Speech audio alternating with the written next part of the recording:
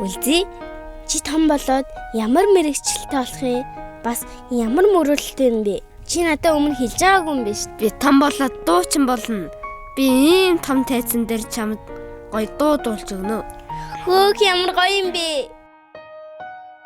Үлзий, чи гоё дуулгийн юм чинь заавал мөрөөдөлтөд хүрэх баха. Тоодгорхон балчирнаснаас дуунд би дурлсан болохоор томоо болцоход чамд би дуулж өгнө гэж амласан болохоор ээжийн бүүэн дуу сэтгэлд уянгалж игшгэлсэн болохоор энхэн хорвоод би хайрын уянганд хөглөгдсөн болохоор би дуучин болсон юм. Би дуулах гэж ирсэн юм.